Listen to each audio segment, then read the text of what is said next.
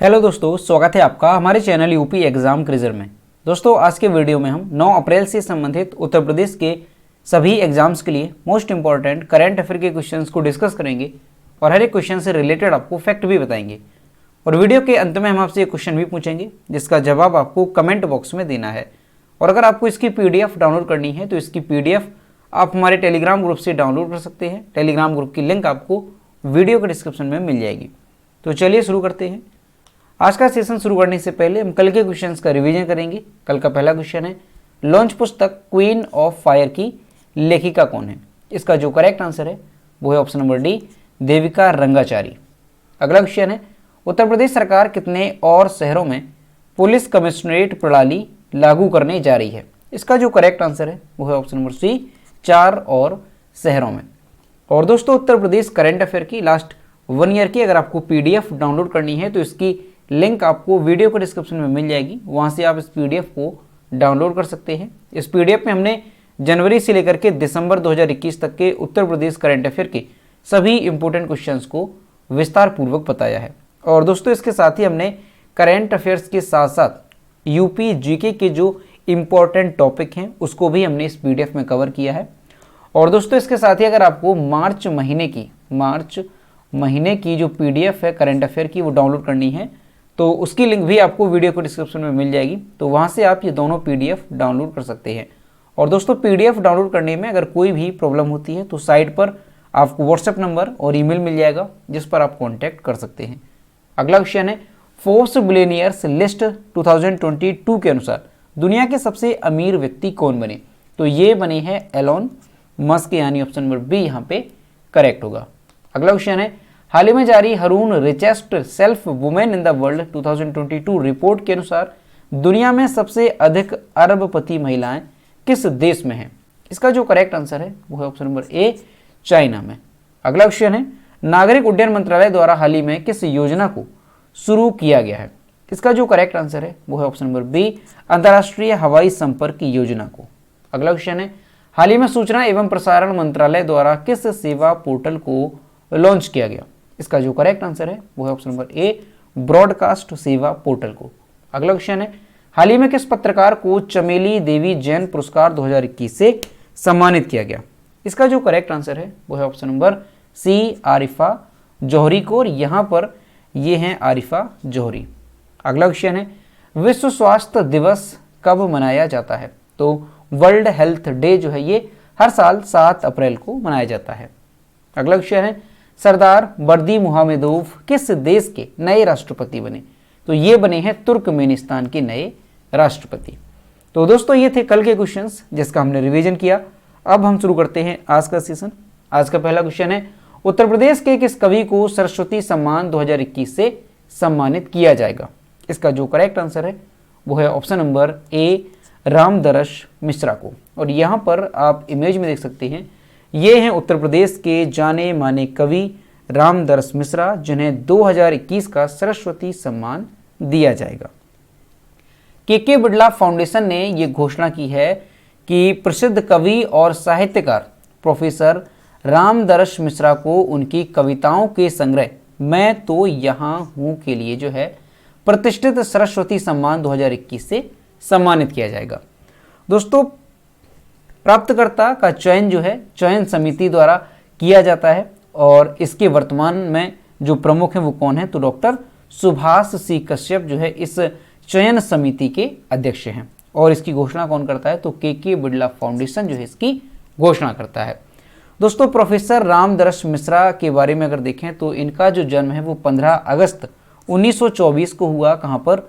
उत्तर प्रदेश के गोरखपुर जिले के डुमरी नामक गाँव में इनका जन्म हुआ। और जो रामदरस मिश्रा हैं इन्होंने हिंदी साहित्य की विभिन्न शाखाओं में उत्कृष्ट प्रदर्शन किया है। तो दोस्तों, ये क्वेश्चन मोस्ट इंपॉर्टेंट है, इसे आपको अच्छे से याद रखना है, साथ ही इसे आपको नोट भी करना है कि 2021 का जो सरस्वती सम्मान है वो किसे दिया जाएगा।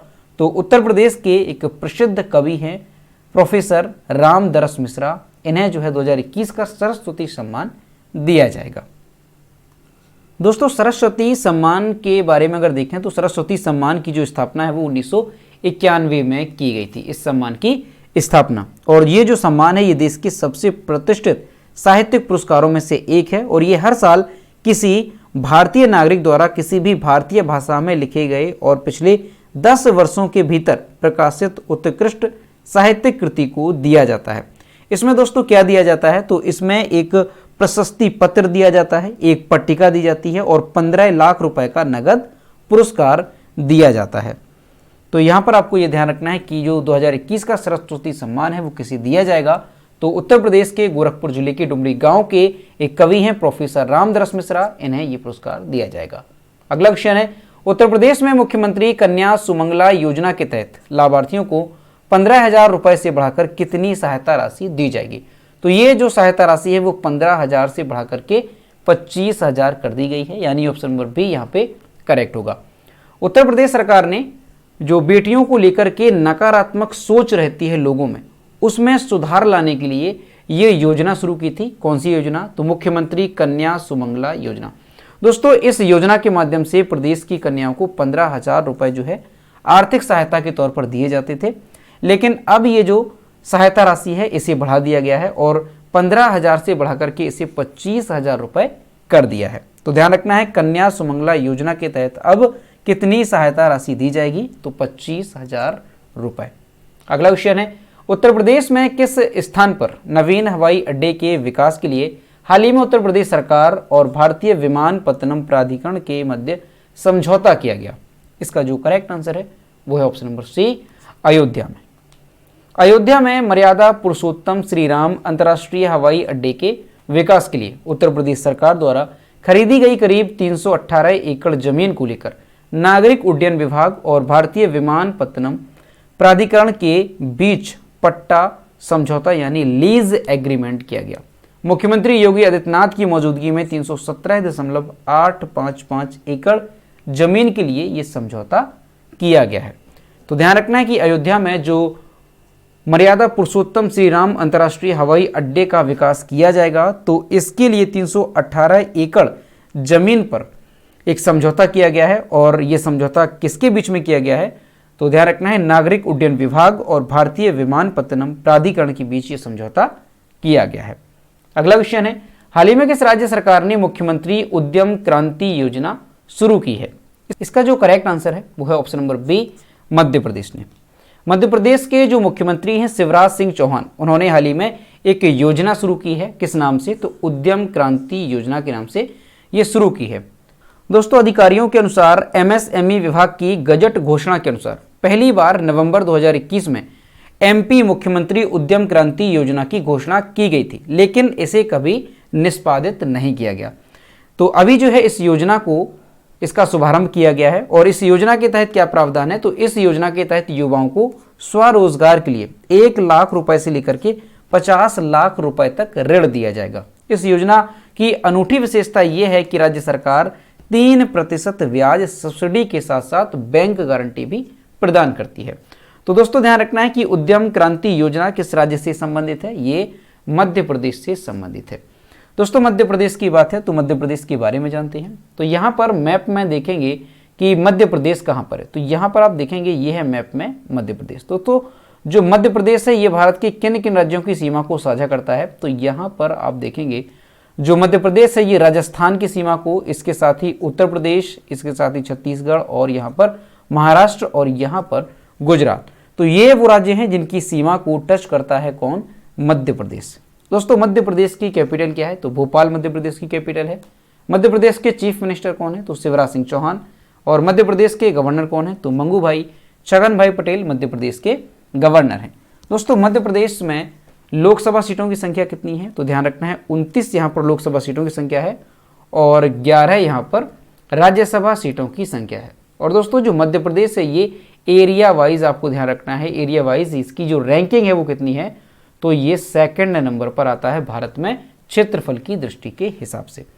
दोस्तों इसके अलावा आपको मध्य प्रदेश से ध्यान रखना है राष्ट्रीय उद्यान कौन कौन से हैं, तो बांधव राष्ट्रीय उद्यान, कान्हा किसली राष्ट्रीय उद्यान, पंचमढ़ी राष्ट्रीय उद्यान, पन्ना राष्ट्रीय उद्यान और पेंच राष्ट्रीय उद्यान और डायनासोर राष्ट्रीय उद्यान, ये प्रमुख राष्ट्रीय उद्यान हैं जो कि मध्य प्रदेश से संबंधित है। तो ये सारी चीज़ें मध्य प्रदेश से रिलेटेड आपको अच्छे से ध्यान रखनी है। अगला क्वेश्चन है, पशुपालन और डेयरी विभाग द्वारा वन हेल्थ पायलट प्रोजेक्ट कहां पर शुरू किया गया? इसका जो करेक्ट आंसर है वो है ऑप्शन नंबर सी, उत्तराखंड में।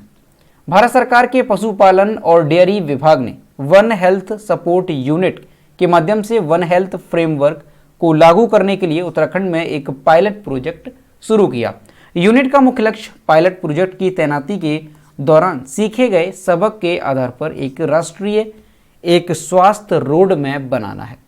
तो दोस्तों ध्यान रखना है कि भारत के पशुपालन और डेयरी विभाग ने वन हेल्थ सपोर्ट यूनिट के माध्यम से वन हेल्थ फ्रेमवर्क को लागू करने के लिए किस राज्य में एक पायलट प्रोजेक्ट शुरू किया है? तो ये उत्तराखंड में शुरू किया गया है। दोस्तों उत्तराखंड की यहाँ पर बात है तो यहाँ पर देखेंगे ये है मैप में उत्तराखंड। यहाँ पर आप देख सकते हैं मैप में उत्तराखंड है। जो उत्तराखंड है ये भारत के किन किन राज्यों की सीमा को साझा करता है? तो यहाँ पर आप देखेंगे हिमाचल प्रदेश और इसके साथ ही यहाँ पर है उत्तर प्रदेश, और यहाँ पर यमुना रिवर के माध्यम से जो उत्तराखंड है ये हरियाणा के बॉर्डर को साझा करता है। दोस्तों उत्तराखंड की कैपिटल क्या है? तो देहरादून उत्तराखंड की कैपिटल है। उत्तराखंड के चीफ मिनिस्टर कौन है? तो पुष्कर सिंह धामी। और उत्तराखंड के गवर्नर कौन है? तो गुरमीत सिंह उत्तराखंड के गवर्नर हैं। और दोस्तों उत्तराखंड में लोकसभा सीटों की संख्या कितनी है? तो 5 यहाँ पर लोकसभा सीटों की संख्या है और 3 यहाँ पर राज्यसभा सीटों की संख्या है। दोस्तों उत्तराखंड के जो प्रमुख राष्ट्रीय उद्यान हैं वो कौन कौन से हैं? तो ध्यान रखना है, जिम कार्बेट राष्ट्रीय उद्यान, राजाजी राष्ट्रीय उद्यान, नंदा देवी राष्ट्रीय उद्यान, केदारनाथ राष्ट्रीय उद्यान और गोविंद राष्ट्रीय उद्यान, ये उत्तराखंड से संबंधित हैं। और इसमें जो मोस्ट इंपॉर्टेंट है वो है जिम कार्बेट राष्ट्रीय उद्यान, क्योंकि ये भारत का पहला राष्ट्रीय उद्यान है। तो ध्यान रखना है, जिम कार्बेट राष्ट्रीय उद्यान उत्तराखंड से संबंधित है। अगला क्वेश्चन है, शोधकर्ताओं ने किस राज्य में बलुआ पत्थर से बने 65 रहस्यमयी जार का पता लगाया? इसका जो करेक्ट आंसर है वो है ऑप्शन नंबर ए, असम में। असम राज्य में शोधकर्ताओं ने बलुआ पत्थर से बने 65 रहस्यमयी जार की खोज की है, जो कि लाओस और इंडोनेशिया में पाए गए करीब 1000 साल पुराने बेलनाकार जार जैसे दिखाई देती है। मेघालय के उत्तर पश्चिम हिल यूनिवर्सिटी के तिलोक ठाकुरिया और असम के गुवाहाटी यूनिवर्सिटी के उत्तम बथारी के नेतृत्व में एक टीम ने इसे खोजा है। शोधकर्ताओं के अनुसार इनका इस्तेमाल प्राचीन समय में शव को दफनाने के लिए किया जाता था। तो दोस्तों ध्यान रखना है कि अभी जो है असम राज्य में जो शोधकर्ता है उन्होंने बलुआ पत्थर से बने 65 रहस्यमयी जार की खोज की है। और ये जो जार है ये लाओस और इंडोनेशिया में करीब 1000 साल पहले जो पाए जाते थे उनके आकार जैसे दिखाई देते हैं। तो यहाँ पर आपको यही ध्यान रखना है कि हाल ही में 65 रहस्यमयी जार की खोज जो है किसने की है, जो कि 1000 साल पुराने जो बेलनाकार जार थे उसकी तरह के दिखाई देते हैं। तो ध्यान रखना है, असम में ये खोजे गए हैं। दोस्तों असम की बात है तो यहाँ पर मैप में देखेंगे असम कहाँ पर है, तो ये है मैप में असम। यहाँ पर आप देख सकते हैं मैप में असम है। जो असम है ये भारत के किन-किन राज्यों की सीमा को टच करता है? तो यहाँ पर आप देखेंगे ये है वेस्ट बंगाल, यहाँ से लेकर के वेस्ट बंगाल गया है। इसके साथ ही अरुणाचल प्रदेश और यहाँ पर है नागालैंड, मणिपुर और यहाँ पर मिजोरम और यहाँ पर त्रिपुरा और यहाँ पर मेघालय। तो ये सारे राज्य हैं जो कि असम से सीमा साझा करते हैं। दोस्तों असम की कैपिटल क्या है? तो दिसपुर असम की कैपिटल है। असम के चीफ मिनिस्टर हैं हेमंत बिस्वा शर्मा और असम के गवर्नर हैं जगदीश मुखी। और लोकसभा सीटों की संख्या कितनी है असम में? तो ध्यान रखना है 14 यहाँ पर लोकसभा सीटों की संख्या है और 7 यहाँ पर राज्यसभा सीटों की संख्या है। अगला क्वेश्चन है, किस राज्य सरकार ने आपातकाल के दौरान जनता के लिए कावल उथवी ऐप लॉन्च किया? इसका जो करेक्ट आंसर है वो है ऑप्शन नंबर बी, तमिलनाडु ने। तमिलनाडु के मुख्यमंत्री M.K. स्टालिन ने कावल उथवी ऐप लॉन्च किया, जो कि नागरिकों को किसी भी आपात स्थिति के दौरान पुलिस सहायता लेने में मदद करता है। ऐप में 60 विशेषताएं हैं जिनका उपयोग पुलिस नियंत्रण कक्ष को आपातकालीन अलर्ट भेजने के लिए किया जाता है। इमरजेंसी रेड बटन दबाने से यूजर की लाइव लोकेशन कंट्रोल रूम से शेयर हो जाएगी और जो उपयोग करता है वो निकटतम पुलिस स्टेशन या गश्ती वाहन की पहचान भी कर सकता है। तो यहाँ पर आपको ध्यान रखना है कि कावल उथवी ऐप जो है ये किस राज्य सरकार ने लॉन्च किया है? तो तमिलनाडु में इसे लॉन्च किया गया। और इसका उद्देश्य क्या है? तो ये जो एप्लीकेशन है ये नागरिकों को किसी भी आपात स्थिति के दौरान पुलिस सहायता लेने में मदद करता है। तो ध्यान रखना है, कावल उथवी ऐप तमिलनाडु से संबंधित है। अगला क्वेश्चन है, सरहुल महोत्सव किस राज्य में मनाया जाता है? इसका जो करेक्ट आंसर है वो है ऑप्शन नंबर सी, झारखंड में। सरहुल जो महोत्सव है ये झारखंड राज्य में स्थानीय सरना धर्म के हिस्से के रूप में आदिवासी समुदायों द्वारा मनाए जाने वाला एक नया साल का त्योहार है। यह चैत्र के हिंदू महीने में अमावस्या के प्रकट होने के 3 दिन बाद मनाया जाता है। यह वसंत की शुरुआत का भी उत्सव है। सरहुल शब्द का संबंध वृक्ष पूजा से है। यह एक ऐसा त्योहार है जहां प्रकृति की पूजा की जाती है और वर्ष 2022 में यह त्योहार 4 अप्रैल 2022 को पड़ा है। सरहुल झारखंड में कई जनजातियों द्वारा मनाया जाता है, लेकिन विशेष रूप से ये जो है मुंडा, हो और उरांव जनजाति से द्वारा इसको मनाया जाता है। तो ध्यान रखना है कि जो सरहुल उत्सव है किस राज्य से संबंधित है, तो ये झारखंड से संबंधित है और ये झारखंड में आदिवासी समुदायों द्वारा मनाया जाने वाला एक नए साल का त्योहार है। और मुख्य रूप से कौन कौन सी जनजातियां इसको मनाती हैं, तो मुंडा, हो और उराव जो जनजाति है वो इसको मनाती है। अगला क्वेश्चन है, भारत के किस शहर ने कोरोना के नए वेरिएंट XE के पहले मामले की सूचना दी? इसका जो करेक्ट आंसर है वो है ऑप्शन नंबर सी, मुंबई में। भारत में कोरोना के नए वेरिएंट XE ने हाल ही में दस्तक दी है और कोरोना वायरस का ये पहला जो केस है वो मुंबई में मिला है। अब ऐसे में इस बात की आशंका है कि इसका संक्रमण देश के दूसरे इलाकों में फैल सकता है। कोरोना के घटते मामलों के बीच कोरोना के XE वेरिएंट ने चिंता जो है वो देश में बढ़ा दी है। विश्व स्वास्थ्य संगठन यानी WHO के अनुसार नया वेरिएंट जो XE है ये पहली बार 19 जनवरी को यूनाइटेड किंगडम यानी ब्रिटेन में पाया गया था। यह 2 अन्य ओमिक्रॉन वेरिएंट BA.1 तथा BA.2 का एक म्यूटेंट हाइब्रिड है। तो ध्यान रखना है कि हाल ही में कोरोना के नए वेरिएंट की जो है पहचान हुई है और किस नाम से, तो XE ये वेरिएंट है कोरोना का, जो कि मुंबई में सबसे पहला केस इसका पाया गया। अगर भारत की बात की जाए, वही अगर भारत के बाहर की भी बात की जाए तो सबसे पहला जो मामला है वो यूनाइटेड किंगडम यानी ब्रिटेन में पाया गया था। अगला क्वेश्चन है, अलेक्जेंडर वुसिच को किस देश के राष्ट्रपति के रूप में फिर से चुना गया? इसका जो करेक्ट आंसर है वो है ऑप्शन नंबर ए, सर्बिया के। अलेक्जेंडर वुसिच को सर्बिया के राष्ट्रपति के रूप में फिर से चुना गया। अलेक्जेंडर वुसिच 2017 से सर्बिया के राष्ट्रपति के रूप में सेवा कर रहे हैं और 2012 से वे सर्बियन प्रोग्रेसिव पार्टी के अध्यक्ष के रूप में कार्यरत हैं। उन्होंने 2014 से 2016 और 2016 से 2017 तक 2 कार्यकालों के लिए राष्ट्रपति के रूप में कार्य किया। सर्बिया एक लैंड लॉक्ड देश है जो दक्षिण पूर्व यूरोप में स्थित है। तो दोस्तों ध्यान रखना है कि अलेक्जेंडर वुसिच को किस देश के राष्ट्रपति के तौर पर नियुक्त किया गया, तो सर्बिया के राष्ट्रपति ये बने हैं। और सर्बिया से ध्यान रखना है कि सर्बिया की कैपिटल क्या है, तो बेलग्रेड सर्बिया की कैपिटल है। और सर्बिया की करेंसी क्या है, तो सर्बियन दिनार सर्बिया की करेंसी है। और राष्ट्रपति कौन बन गए, तो अलेक्जेंडर वुसिच जो है ये फिर से सर्बिया के राष्ट्रपति बन गए हैं। तो दोस्तों ये थे 9 अप्रैल से संबंधित उत्तर प्रदेश के सभी एग्जाम्स के लिए मोस्ट इंपॉर्टेंट करंट अफेयर के क्वेश्चन जो कि हमने डिस्कस किए। अब हम देखते हैं कल के वीडियो को क्वेश्चन जो हमने आपसे पूछा था।